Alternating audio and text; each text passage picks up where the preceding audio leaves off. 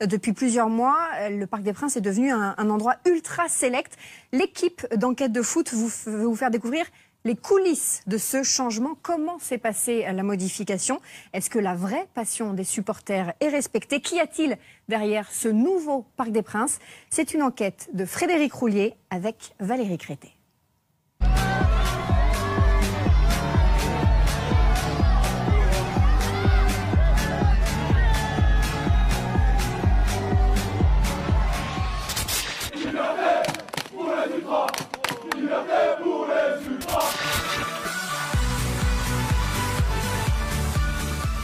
Et si le Parc des Princes était désormais l'endroit le plus select de Paris?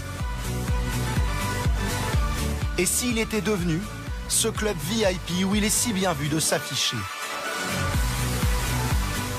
Comment ce stade, si longtemps jugé infréquentable, a-t-il pu devenir à ce point le symbole du clinquant? Et à quel prix?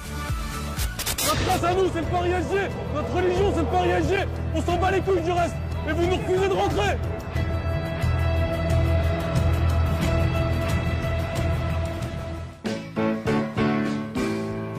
Dimanche dernier, juste avant PSG Saint-Etienne. Nous, on est déjà venus 2 fois et puis lui, c'est la première fois. C'était en 2008. 6 ans. Je ne l'aurais pas emmené, je pense pas. Pas à cet âge-là. Il y a trop de tension quand on en sortait, quoi, en fait. Voilà, on avait plus peur en sortant qu'à l'intérieur. C'était bien, on va pas dire que c'était pas bien. Mais c'est vrai que maintenant, je pense qu'on va voir. Mais à mon avis, vu ce qu'on entend à la télé, je pense que ça va être très bien aussi. Tu vas pouvoir voir tous les joueurs jouer en vrai. Moi, je veux bien demander où c'est l'autographe. Ah oui, mais ça...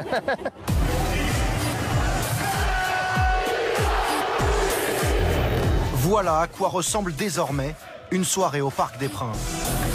Une tribune spécialement réservée aux familles. Des animations toujours plus nombreuses. Et une équipe attrayante comme jamais. Pour comprendre ce que sont devenues les tribunes du parc, nous sommes allés rencontrer Ludovic Lestrelin, sociologue du sport et spécialiste des supporters. Le Paris Saint-Germain veut avoir un contrôle total sur le spectacle qu'il crée, qu'il produit. Et ce contrôle total passe aussi par le contrôle de l'ambiance.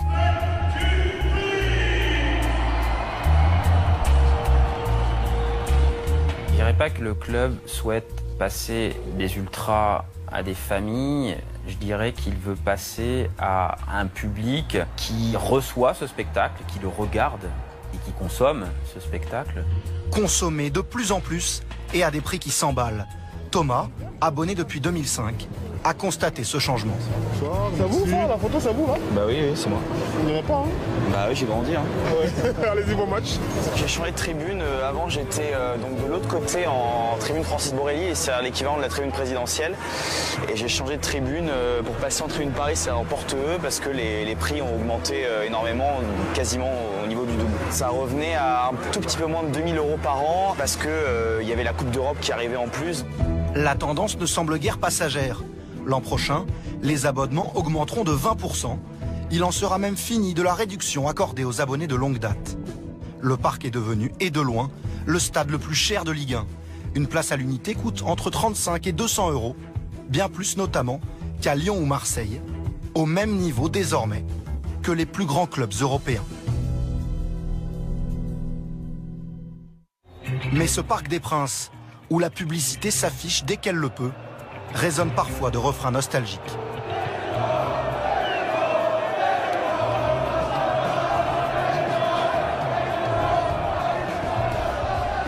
Voici, à plus de 10 ans d'intervalle, le même virage Auteuil qui se met à chanter.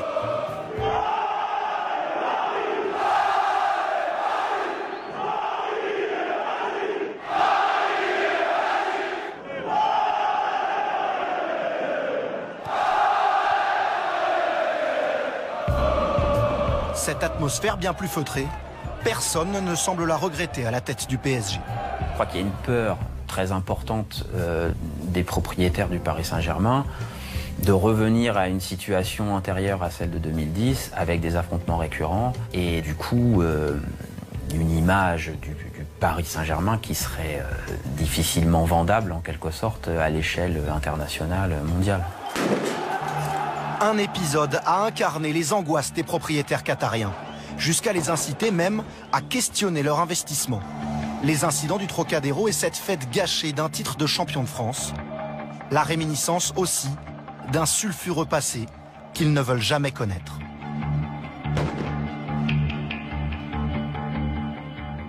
Eux ont traversé cette époque chaotique. Francis Graille et Charles Villeneuve, ex-président du Paris Saint-Germain, qui ont souvent eu affaire aux associations de supporters. Ils étaient venus m'expliquer que le PSG leur appartenait et que moi je n'étais qu'une pièce rapportée.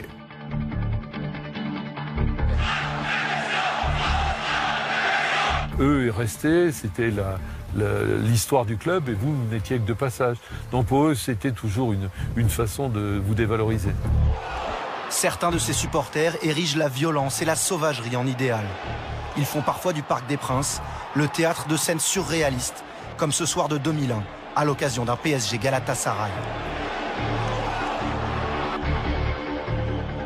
Le Parc des Princes devient presque une zone de non-droit, au point d'inquiéter le ministre de l'Intérieur de l'époque, Dominique de Villepin. Nous avons un certain nombre d'indices sur des actions qui se préparent, soit des actions menées par des groupes, soit des actions menées par des individus qui nous permettent d'avoir la certitude que tel ou tel individu va perturber le bon fonctionnement d'un match. Autour du parc, les forces de l'ordre sont partout. On a eu jusqu'à 1200 CRS, casqués, armés. C'est très impressionnant. C'était des véritables chevaliers teutoniques là, qui étaient autour du stade, carapassonnés. On était dans une ambiance électrique, tendue. Le 23 novembre 2006, un point de non-retour est atteint lorsqu'un policier doit s'interposer entre des supporters parisiens et un fan de l'Hapoel Tel Aviv. C'est un jeune qui s'est fait prendre à partie par une centaine de personnes de l'autre côté de la place. Notre collègue l'a extirpé de cette horde de fous, il n'y a pas d'autre mot. Il s'est réfugié dans le McDo. Le collègue a été acculé au mur, pris devant une centaine de personnes. Il a sorti son arme et en état de légitime défense, il a tiré. Julien Kemener, 25 ans, supporter du PSG, est tué par le tir. Mais la violence ne s'arrête pas à la mort. Elle gangrène même le parc en son sein. Les deux copes, Auteuil et Boulogne, se vouent une lutte sans merci.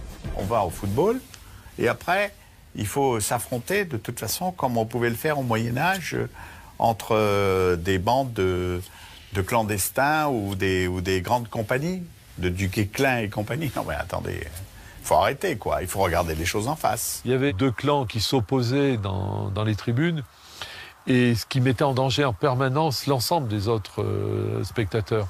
Et donc ces bagarres entre les deux tribunes étaient terribles. La haine et les affrontements s'intensifient jusqu'à ce soir de PSG-OM, le 28 février 2010.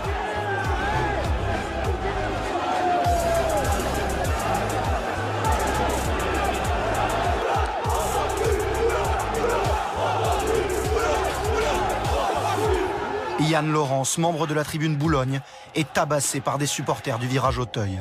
Quelques jours plus tard, il succombe à ses blessures et plonge une nouvelle fois le parc dans l'horreur. Le stade est devenu invivable. L'État envisage même la dissolution du club. Robin Leproux, alors président du PSG, s'attelle au problème de manière radicale. Désormais, il sera impossible de s'abonner en virage où le placement devient aléatoire. Les déplacements sont encadrés et en parallèle, le ministère dissout les associations de supporters. Petit à petit, la paix revient autour du parc. Et la comparaison est terrible. Quand en 2002, un PSG-OM prenait des allures de bataille rangée. Voilà ce qu'il reste aujourd'hui. Moins de 10 excités.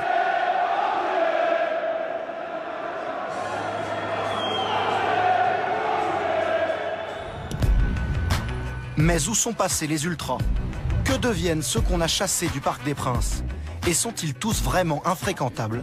Interdits d'accès au Parc des Princes, ce jour-là, ils tentent leur chance à Monaco, où s'en va jouer le PSG. J'ai acheté un billet sur le site du PSG à mon nom, voilà, depuis un mois. Et il y a 3 jours, le PSG m'envoie un mail pour me dire qu'il annule ce billet. Voilà. Donc Donc certainement que le PSG utilise une liste noire de supporters. Une liste donc, qui, je pense, n'est déclarée nulle part, et une liste totalement illégale, qui est basée sur aucun fait, puisqu'ils n'ont clairement rien à me reprocher, à part de ne pas être d'accord avec leur politique envers leurs supporters. Quoi. Merci, au revoir. Merci, au revoir, bon dimanche. Donc là, on va à Cannes chercher un pote qui vient en train et retrouver d'autres potes qui sont venus en voiture. Certains n'ont pas reçu de mail d'annulation, mais ne se font aucune illusion. Reste malgré tout ce sentiment d'incompréhension. Comment ça se fait que des gens qui n'ont pas d'antécédents, qui n'ont jamais été reconnus, qui n'ont jamais eu de problème, et ben tout d'un coup, il y a certaines personnes à la direction du PSG qui décident de les écarter, tout simplement. Arrivés à proximité du stade Louis II, ils décident de filmer leurs échanges avec la sécurité en caméra cachée. Bon, on va avancer. Bonsoir. Et comment ça se fait? C'est pour moi, monsieur. Non, mais je sais, mais moi j'ai entendu parler de votre histoire, mais j'ai pas reçu de mail ni rien. Comment ça se fait? Je suis pas de la billetterie, je peux pas vous le dire. Ouais. Et votre responsable, il est quand alors pour vous donner des explications? Vous l'avez demandé? Il va tourner. Mettez-vous sur le Bon, côté, excusez-moi. quand il va passer tout à l'heure.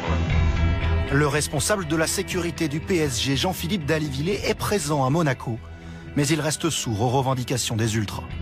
Il y a 2 mois, on s'est parlé, je vous ai pas agressé, je vous ai juste parlé gentiment. Mais non, mais je vous ai parlé gentiment. Mais on peut pas parler? Parce qu'il y a une caméra, on peut pas parler? Comment voulez-vous qu'on s'organise 3 jours avant avec l'annulation pour nos billets? Moi, j'ai 300 € sur le carreau, j'ai un RTT. Vous trouvez que c'est respectueux, ça, de faire ça? Monsieur Davillier, j'ai même pas d'annulation. Venez au moins m'expliquer pourquoi. C'est comme si on était en boîte de nuit.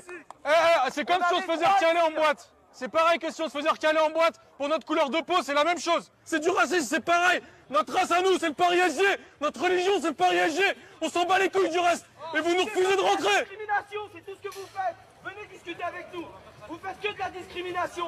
On n'a rien à se reprocher, on a nos places à soit annulées sans raison. Pour contester ce qu'ils considèrent comme une injustice, certains supporters ont fait appel à un avocat, lui-même ancien abonné au Parc des Princes. Mes clients sont sous le coup d'aucune interdiction de stade. Je vois pas en quoi un principe de précaution en ce qui concerne le football et plus particulièrement le PSG devrait restreindre à ce point les libertés individuelles. S'il y a des infractions, à partir du moment où elles sont constituées, les gens sont jugés, se défendent, comme ça peut arriver dans la vraie vie. Et je pense que le Paris Saint-Germain n'est pas un royaume à l'écart de la vraie vie. L'affaire est suffisamment sérieuse pour alerter la CNIL, la Commission nationale de l'informatique et des libertés. La CNIL a effectué un contrôle dans les locaux de la société Paris Saint-Germain. Ce contrôle a révélé la mise en œuvre de 2 systèmes d'exclusion des personnes, des rencontres auxquelles l'équipe du PSG participe. La CNIL a adopté le 29 août 2013 une mise en demeure à l'encontre du Paris Saint-Germain. C'est pas ça qui résoudra le problème. Quoi qu'il arrive, on est là. Le PSG, il leur appartient pas. Le PSG, c'est le patrimoine de Paris. Ça n'appartient pas à des types comme ça. Donc quoi qu'il arrive, nous, on lâchera jamais l'affaire. S'il faut se faire recaler pendant 10 ans dans notre vie, on se fera recaler. Mais ces types-là, ils partiront avant nous et on sera toujours là, nous, pour Paris. Mais pourquoi le PSG veut-il à tout prix se débarrasser de ces supporters-là? Malgré nos multiples demandes, aucune réponse ne nous sera donnée. Nous décidons d'interroger un haut responsable du club en caméra cachée. Nous, on a une politique qui est de choisir notre public. On fait un choix, on l'assume. Nous, on considère que ces gens-là, mélangés à la population qu'on essaie de reconquérir, de reconstruire, ce n'est pas mélangeable. Donc c'est le principe de précaution. C'est un principe de précaution si vous voulez, oui. Mais c'est des gens qui nous ont posé de problèmes par le passé. Ça c'est sûr. Aujourd'hui on est sur un modèle de règles qui sont les nôtres. Les ultras importent leurs règles et ne veulent que leurs règles. Donc ils n'ont aucune chance si vous voulez de revenir. À Paris, on nie farouchement l'existence d'une liste noire. Ces gens-là achètent des billets. Comme, voilà. Nous, on regarde une liste devant. Il n'y a pas de liste. Moi, je les connais. Je dis, oui. Ah, il n'y a pas que moi qui les connais. Oui, non, il n'y a pas de liste. Donc c'est pas avec la liste, c'est vous. Il n'y a pas de liste. Où la CNIL pourrait nous reprocher quelque chose, c'est si on avait un tableau consolidé, qu'on intégrerait un contrôle d'accès informatique. Par exemple, je ne connais pas votre nom, vous rentrez votre nom, et tout de suite, tac, on dit non, non. Ça Donc là, c'est du cas par cas. Vous faites du cas par cas. Du cas par cas. Mais ce que disent les avocats de ces gens-là, c'est que c'est illégal. La légalité, ça ne veut rien dire. C'est pas légal. C'est eux qui disent que c'est pas légal, mais qu'ils aillent devant un tribunal. Honnêtement, ils peuvent le faire. Ça va prendre 3 ans, ils vont se fatiguer, mais pas de problème. Ce refus de vente est illégal?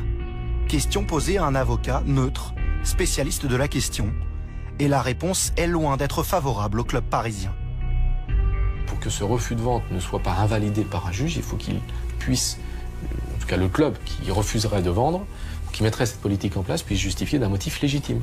Simplement dire, moi j'annule le billet parce que je pense que peut-être il y a des risques, ce motif-là me paraît léger comme étant légitime. Les clubs, parfois, au titre de cette précaution, préfèrent prendre le risque d'un procès d'ordre civil pour un refus de vente, plutôt que de prendre 10 000 € d'amende et 3 points de retrait par la fédération parce qu'il y aurait eu des violences dans le stade. Choisir son public pour maîtriser ses tribunes, l'idée est-elle nouvelle au PSG? On s'est retrouvé souvent face à la CNIL, parce que lors des déplacements à l'extérieur, on demandait les noms pour vendre les billets. Et on ne faisait la vente de billets que par rapport aux noms. Et quand on voyait une vingtaine de supporters qui voulaient des billets, bon, on refusait de vendre. On préférait, et on a été assigné souvent en justice et face à la CNIL. Et vous gagniez ou vous perdiez? On a perdu, oui. On a perdu quelques procès là-dessus. Oui.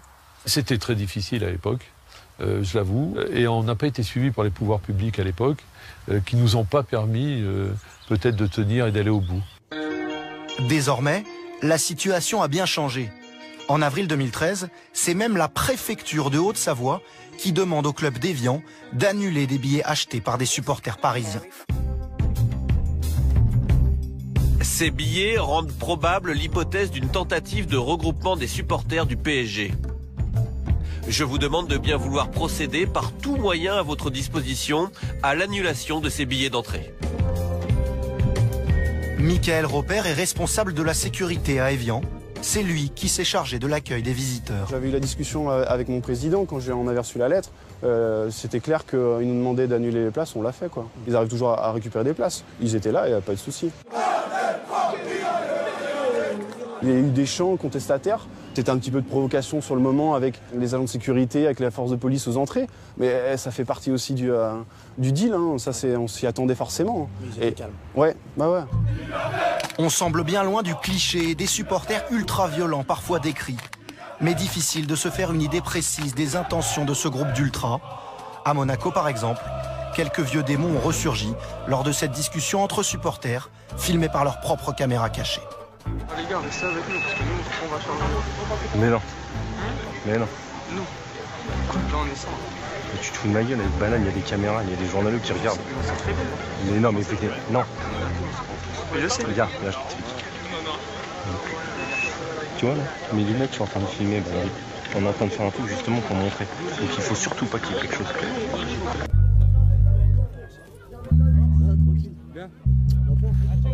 Ils ont envoyé une petite équipe de stewards. Ils vont nous faire, mais ça on a l'habitude, une petite fouille tranquille. Le truc c'est à nous de nous gérer, à nous d'être responsables. À nous de pas faire les foufous, de pas faire n'importe quoi. C'est désormais tout ce qu'il reste à ces anciens abonnés du Parc des Princes. Nous chantons en cœur. Nous sommes les Parisiens, fidèles à nos couleurs. Tandis qu'à la même heure, Zlatan, Thiago Silva et les autres sont en déplacement à Toulouse. Eux viennent soutenir l'équipe de jeunes du PSG en Coupe Gambardella. Avec, toujours, cette rancœur qui affleure. Aujourd'hui, on a été sacrifiés sur l'autel du football business. Et surtout, cette possibilité pour le club de nous faire passer pour des animaux que nous ne sommes pas, et on le voit aujourd'hui, ouais. Est-il vraiment impossible de faire cohabiter ces deux mondes, ces deux visions d'un stade de football? Et la paix au Parc des Princes justifie-t-elle le fait de flirter avec l'illégalité? Moi, je me mets à la place de la direction. Aujourd'hui, la situation est assignée. Les gens viennent de plus en plus en famille. Le stade est plein. L'équipe marche très bien. Pourquoi voulez-vous changer? Pourquoi voulez-vous prendre le risque de réinfiltrer des excités, des jusqu'au-boutistes? Entre deux mots, je vais choisir le moindre. Et si c'est de retenir une dizaine de personnes, si c'est une dizaine de personnes, en dehors du stade, pour maintenir un climat apaisé, où il y a une bonne ambiance à l'intérieur, je pense que c'est une bonne décision. Au Parc des Princes, la soirée s'achève, gentiment. Il est arrivé, il n'était pas maquillé, il croit remaquillé. Enfin, il y a des gens qui l'ont maquillé, il a pris des photos avec la mascotte, tout ça. Enfin, c'est vrai que c'est Très vraiment, bien accueilli, ouais. Il a vu les buts, il a vu l'ambiance, il n'y a pas de friction, rien du tout, donc c'est vraiment bien. On reviendra avec plaisir. Bon, allez, bonne soirée, au revoir.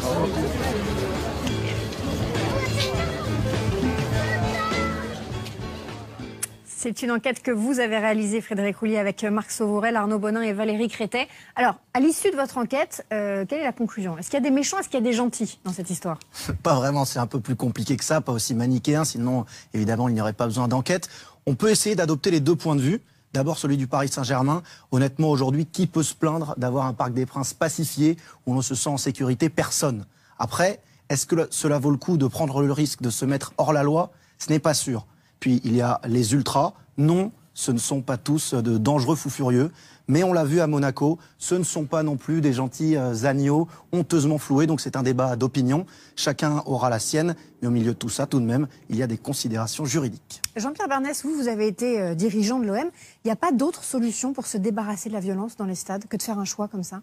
Oui, je pense qu'effectivement, il faut combattre la violence, la haine, tout ça. Tout le monde sera d'accord sur ça. Mais je pense qu'il faut faire attention de ne pas passer d'une extrême à l'autre. C'est-à-dire? Parce que, pour moi, il n'y a pas de grand club sans grand public. Et le public, c'est une force dans un club. Vous savez, tous les exemples étrangers dans tous les grands clubs, tous ces grands clubs, ce sont des modèles souvent, et il y a un public. Et je trouve là, en regardant votre reportage, je trouve qu'on est effectivement, quand Francis Graille parle d'une dizaine de gens d'excités qui seraient devant le stade, c'est qu'une dizaine. Je pense qu'en France, on doit pouvoir gérer une dizaine d'individus. Mais après, je pense qu'il faut faire attention parce que ceux qui mettent l'ambiance, toute atmosphère festive, ce sont les supporters. Ce ne sont pas les gens qui sont dans les tribunes officielles ou dans les loges. Et avec des gens, effectivement, dans les loges, c'est un public plus aseptisé. Du coup, pour vous, le match est moins... Tout à fait. Pour moi, un stade de football, c'est pas un théâtre, c'est pas l'Olympia ou c'est pas l'Opéra. Vous voyez ce que je veux dire? Donc, il faut prendre en considération. Moi, j'ai été moi-même, à l'âge de 10 ans, j'étais supporter de l'Olympique de Marseille. J'allais souvent au stade Vélodrome. Il y avait des violences? Non, il n'y avait pas de violence. C'était pas la même époque, effectivement. Mais je trouve que le public, c'est quelque chose avec qui il faut discuter. Je pense que c'est une minorité. Il ne faut pas assimiler le public parisien à un public de voyous. C'est pas vrai. Donc, ce qui est en train de se passer au Parc des Princes, vous trouvez ça dommage, cette aseptisation? Je trouve qu'il faut faire attention. Il faut trouver toujours une ligne médiane. Il faut trouver un juste milieu. Je pense qu'avant, effectivement, il n'y avait pas assez peut-être de contrôle. Il y avait peut-être un laisser-aller dans les stades. Et là, je trouve qu'on passe à une autre extrémité où il y a vraiment de la sélection dans le stade, tout le monde ne peut pas rentrer, personne ne peut faire des déplacements. Et quand je vois dans le reportage le déplacement à Monaco, on sent que c'est des gens qui ont envie d'aller voir un match. Et je trouve qu'il faut faire attention. Geoffroy Garetti, en fait, tout ça, c'est une histoire d'argent? On est dans deux mondes parallèles, en fait. Il y a l'histoire des ultras, leurs revendications identitaires, existentielles. On parle de religion, le PSG c'est notre religion, on n'a que ça, le reste on s'en fout. C'est même notre race. Notre race. Ouais. Et l'autre, de l'autre côté, il y a une revendication, des préoccupations financières, la volonté d'un retour sur investissement. Est-ce que les Qataris auraient racheté le PSG si le public était indiscipliné comme avant 2010? La réponse, elle est non, évidemment non. Le club n'aurait jamais été racheté, il était invendable. Aujourd'hui, ce que veut la direction actuelle du club, c'est pas d'avoir des supporters qui rapportent des problèmes, c'est d'avoir des supporters qui rapportent de l'argent. Ils sont en train de bâtir un club... C'est des supporters qui rapportent de l'argent. Exactement. En tout cas, c'est un des trois postes importants du budget et des revenus d'un club. On est dans une logique où le PSG, en 2013, avait presque 400 millions d'euros de budget.